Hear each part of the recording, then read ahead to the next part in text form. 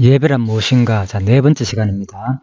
우리는 지난 첫 번째 시간에 코로나 기간 예배 강행해야 하나? 자, 이 문제로 지금 많은 사람들이 코로나 기간에도 예배를 강행하는 문제로 인해서 사회적인 논란이 되고 있어서 잠시 이 부분을 사실 다루게 되었습니다. 그리고 두 번째 시간에는 박사방 조주빈 N방 사건이 주는 교훈이 무엇인가? 그래서 참 어떤 분은 그 사건 때문에 자기의 어떤 수치스러운 모습이 드러날까 싶어서 한 40대 분이라고 말씀드렸습니다. 그분이 자살했다는 그런 얘기도 있었습니다. 그래서 참 얼마나 그 엄청난 수치, 그런 것 때문에 자기 죄가 폭로날까 싶어서 참 자살하는 모습을 볼 때 참 우리가 하나님의 특정한 사랑 없이는 우리도 진짜 마지막 최후심판 때 우리 모든 죄성들이 심지어는 예수 그리스도에 의한다면 우리가 심지어는 마음으로만 범죄하는 것도 죄로 인정할 때 진짜 우리들은 모두가 진짜 자살할 수밖에 없는 그 상태가 되겠죠. 그래서 참 특별히 우리가 마지막 심판 때 그 하나님의 그 생명책에 기록되어 있을 때에는 바로 우리 이름이 거기에 모든 우리 죄가가 낱낱이 드러나는 그 책에 기록되지 않았다는 것에 대해서 너무나도 한번 다시 감사할 수 있는 그런 기회가 되었습니다. 자, 그리고 세 번째 시간에는 희생과 예배란 무엇인가, 한마디로 희생과 봉사라는 말이다. 그래서 그 말 뜻을 단어의 뜻을 통해서 잠시 살펴봤습니다. 그래서 지난 시간에 다시 간략히 설명하자면 시작하는 말에서는 예배는 신앙을 전제하고 신앙은 예배를 수반한다. 자, 그런 말로 잠시 설명드릴 수 있고요. 두 번째, 예배의에서는 특정한 의식과 형식으로만 드리는 것이 아니라 노예가 주인을 섬긴다는 뜻으로 제사의식보다는 희생과 봉사라는 뜻으로 항상 하나님을 섬기는 삶 자체를 말한다. 그래서 이 뜻에서 살펴본 대로 바로 특정한 의식과 형식만이 우리가 예배라는 것이 아니고 바로 그 뜻에서 드러나는 거, 그래서 강조형이라고 그랬죠. 강의형. 그래서 노예가 주인을 섬긴다. 그 예배라는 것은 우리가 내 스스로 내가 하나님께 드리는 것이 아니고 우리는 이 예배라는 것은 하나님에 의해서 이루어진다는 뜻입니다. 근본 그 단의 뜻은. 그래서 우리가 노예적인 삶을, 노예는 당연히 주인을 위한 삶을 섬기게 되었다는 거예요. 자, 그런 뜻이 그 원어의 뜻을 살펴봤을 때 포함된다. 그 말씀을 드렸고요. 그리고 또 제사의식보다는 희생과 봉사라는 뜻으로 자연스럽게 이제 뜻 자체에서 노예가 주인을 섬기는 뜻이 있기 때문에 당연히 거기에는 희생과 봉사가 다르겠죠. 그래서 희생과 봉사라는 뜻이고 한마디로 의는 그리고 또 항상 하나님을 섬기는 삶 자체를 말한다. 특정한 의식과 형식으로만 드리는 어떤 그런 것만 아니고 항상 평소에도 언제 어디에 있든지 바로 삶의 예배, 삶 자체가 바로 예배다. 그래서 항상 하나님을 섬기는 삶 자체가 바로 예배라는 그 뜻이 있다. 자, 그래서 의를 통해서 한번 살펴봤습니다. 자, 이번엔 셋째 시간입니다. 일반적인 관념입니다.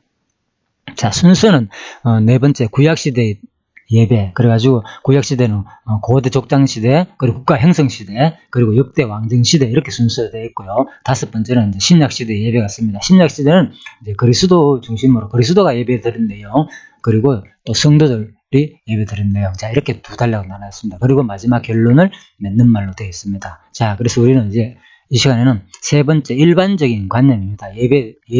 예배에서 말하는 일반적인 고로 사람들이 어떻게 예배를 생각하는지를 살펴보도록 하겠습니다. 3번 예배에 대한 일반적인 관념.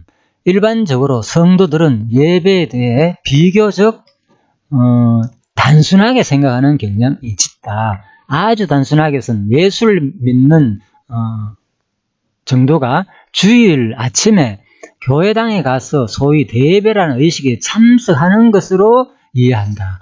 예. 그래서 예배를 우리가 예배 드린다 하면 그냥 주일날 아침에 특히 대예배 참석하는 거 그 정도로 우리가 아주 단순하게 예배를 드린다고 생각한다. 그런 얘기입니다. 물론 이게 모든 것을 포함한 말은 아니겠지. 일반적인 얘기입니다. 곧 주일 아침에 정해진 순서에 의해 묵도하고 시편을 교독한 후 신앙 고백을 하고 찬송과 기도를 드린다. 그리고 연보한 후에 목사의 설교와 축도를 받고 헤어져 집으로 돌아오는 것이 예배라고 생각한다. 자, 그런 사람도 있을 수 있겠죠. 예, 간단히 말하면 교회법에 명시된 예배 모범에 따른 의식에 참가하는 것을 예배로 알고 있는 것이다. 예, 그런가 하면 구약시대 제사처럼 목사가 제사장이 되어 교회당을 성전으로 삼고 헌금을 제물로 삼아 하나님께 제사의식을 집례하는 것으로 알고 있는 경우도 많다. 그리고 예수 그리스도께서는 친히 영원한 대제사장이 되시고 영원한 제물이 되시어 영원한 성전에서 영원한 속죄 제사를 드리셨다.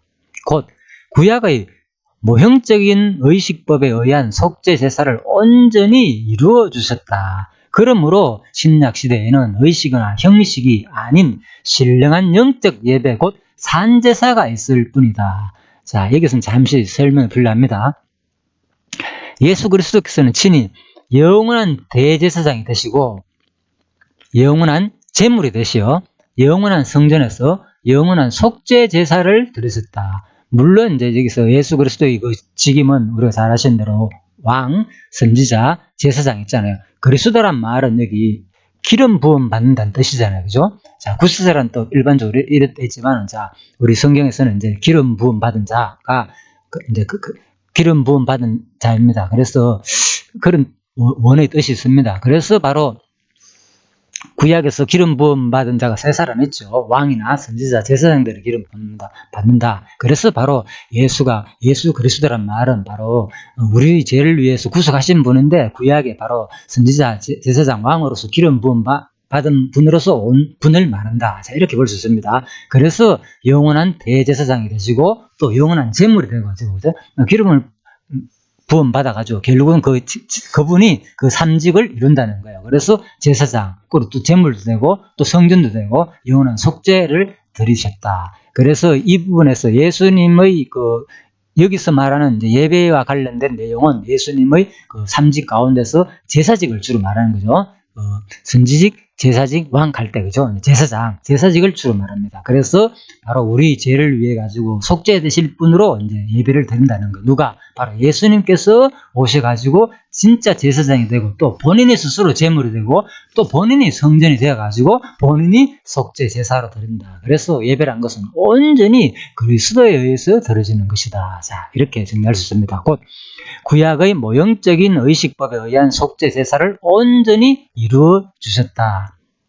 그러므로 신약 시대에는 의식이나 형식이 아닌 신령한 영적 예배 곧 산제사가 있을 뿐이다. 로마서 12장 1절로 되어 있죠.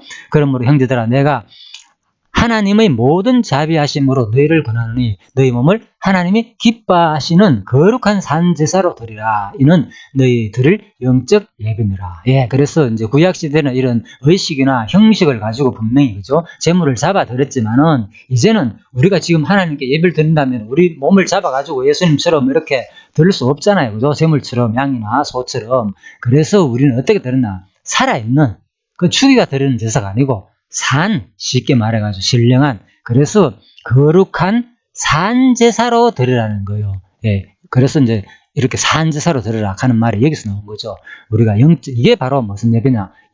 지금 신약 시대에서 바로 영적 예배라는 거예요. 이제는 우리가 드릴 예배는 바로 거룩한 살아있는 제사로서 하나님께 온전히 드린 것이 진정한 예배라는 거죠. 자, 그런데 전통적인 신약 교회는 예배의 4대 요소라 하여 말씀과 기도 및 찬송과 헌금. 다시 말하면 말씀, 기도, 찬송, 헌금. 이제 일반적으로 예배의 4대 요소라 이렇게 말합니다. 그래서 이러한 의식 절차에 따라 형식적으로 주일에 진행되는 것을 예배라고 알고 있다. 자, 금방 제가 설명대로 그죠? 여기에 영원한 제사장이 영원한 제물이 되어가지고 영원한 성전에서 영원한 속죄제사를 드리는 것이 바로 예수 그리스도 예배고 그렇다면 우리는 뭡니까? 곧 지체된 우리 성도니까 똑같이 의식이나 형식이 아닌 바로 예수 그리스도에 속한 바로 신령한 영적 예배 곧 산제사를 드리는 거예요. 우리가 살아있는 하나님 이제는 뭡니까? 예수님은 우리 머리잖아요. 그러니까 예수님이 영원한 제사가 되가 제물이 되고 영원한 성전이 되고 영원한 속죄를 드리는 것은 우리 성도가 곧 뭡니까? 신령한 몸으로서 지체로서 예수님 머리에 속한 우리도 뭡니까? 똑같은 신령한 대제사장이 되고 또 신령한 제물이 되고 또 신령한 우리 뭡니까? 성전이 되고 그래서 뭡니까? 신령한 제물로서 하나님께 드려진다는 거예요. 이것이 바로 영적 예배다. 거룩한 산지사로 드리는 그리스도의 지체와 관계된 자연스러운 예배 현상이 일어난다는 거죠. 자, 택한 백성은. 그래서 전통적인 예배는 바로 예배할 때는 뭐 말씀, 기도, 찬송, 헌금 이걸 예배라고 일반적으로 알고 있는데 이것이 예배 아니라는 말은 아닙니다. 그렇지만은 진짜 성경에서 말하는 예배라는 바로 이런 것이구나. 자, 이렇게 간략하게 정리해봤습니다. 여기서 의식적인 세례와 성찬, 예식을 더하기도 한다. 여기서 의식적일 때 세례와 성찬도 더하죠. 예식 이런 것도 다 예배를 포함되니까 이는 이제 신약시대 예배에 대한 신학적 미숙함이 난 결정적 가오이다.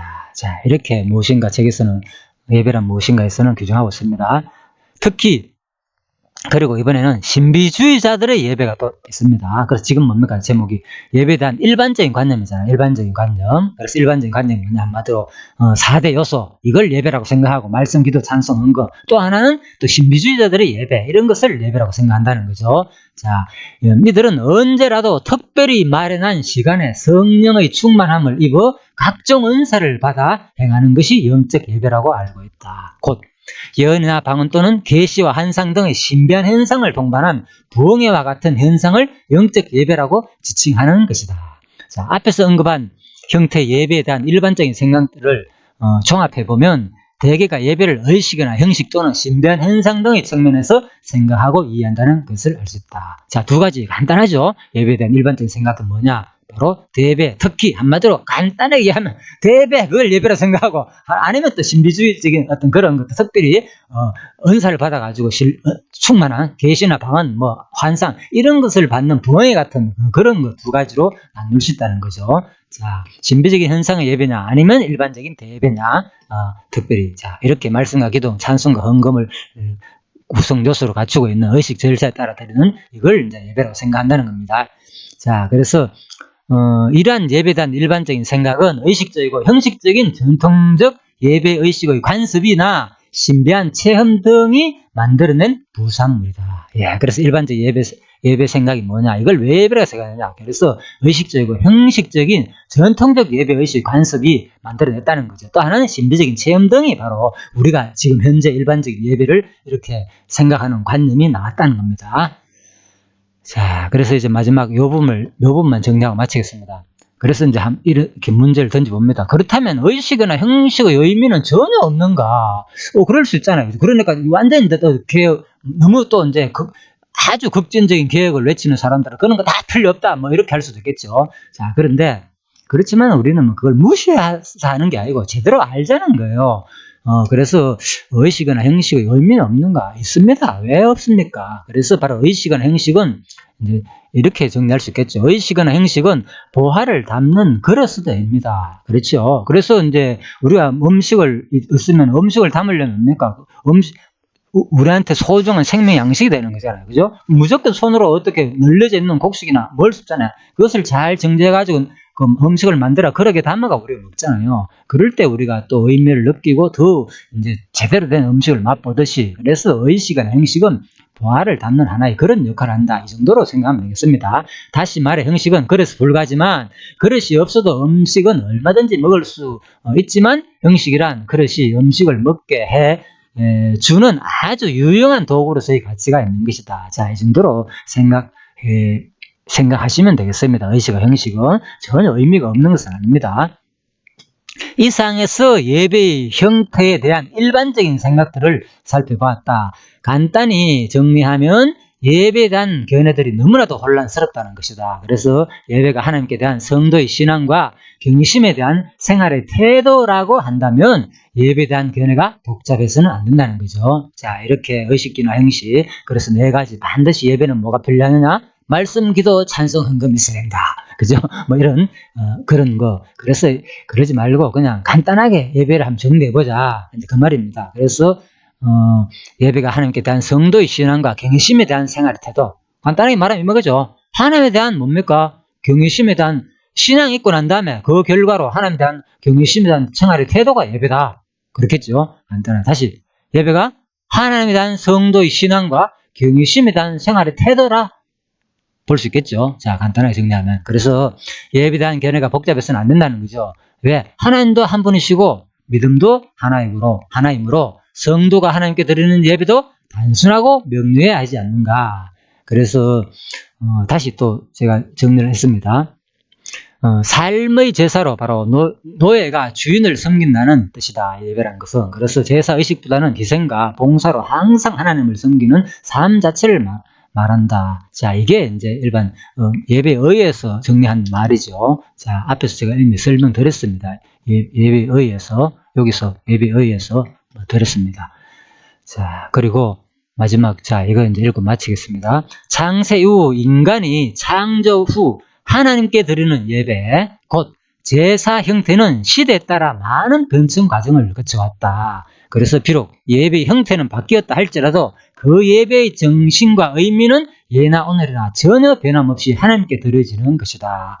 그리고 앞으로 또 드려지는 것은 물론 나아가 영원토록 드려지게 되는 것이다. 예배가. 그렇죠. 그 예배랑 항상 관념에 우리가 이 땅에서만 하나님께 영광을 드리는 게 아니고 결국은 우리가 뭡니까? 영원토록 하나님께 드려지는 것이 되는 거죠. 예배라는 것은 참 중요한 개념입니다. 이런 것들은 우리가 하늘나라에서 영원히 드릴 수 있고 모형적으로 이 땅에서 우리가 연습한다 생각하시면 됩니다. 자, 그렇다면 성경적인 올바른 예배는 무엇인지를 자, 다음 시간에 이제 구체적으로 구약 시대의 그 예배 내용 오늘 30부분입니다. 다음 시간에는 족장 시대 예배, 국가 형성 시대 예배, 역대 왕정 시대 예배 차례차례 하나씩 살펴보도록 하겠습니다. 그래서 자, 정리를 이제 하겠습니다. 자, 다시 처음으로 돌아갑니다. 바로 이렇게 시작하는 말에서 예배는 신앙을 전제하고 신앙은 예배를 수반하고요. 그리고 예배에 의해서 우리가 특정한 의식과 형식으로만 드리는 것이 아니라 노예가 주인을 섬긴다는 뜻으로 제사 의식보다는 희생과 봉사라는 뜻으로 항상 하나님을 섬기는 삶 자체를 말한다. 그래서 일반적인 관념은 뭐냐? 바로 두 가지를 말하는 거죠. 많은 사람들이 일반적으로 예배를 할 때는 예배 4대 요소를 해가지고 말씀과 기도 및 찬송과 헌금, 그리고 또 하나를 더 꼽자면 특별한 시간에서 마련되는 어떤 신령한 그런 어떤 신비적인 것들을 예배라고 보는데, 그래서 예배는 그런 것이 아니고 바로 뭐라고요? 특정한 의식과 형식으로만 드리는 것이 아니라 노예가 주인을 섬긴다는 뜻으로 제사 의식보다는 희생과 봉사라는 뜻으로 항상 하나님을 섬기는 삶 자체를 말한다. 이렇게 정리할 수 있겠습니다. 예, 수고하셨습니다. 자, 잠시 기도하고 마치도록 하겠습니다. 하나님 아버지, 우리는 이렇게 혼란하고 어려운 이 시기를 맞이하여서 참 너무나도 많은 사람이 두려움과 공포, 떨림 속에서도 하루하루를 살아가고 있습니다. 장래가 걱정되고 생활이 걱정되고 또 지금 예전에 과거 역사를 돌아봐도 참 엄청난 일들이 있었습니다.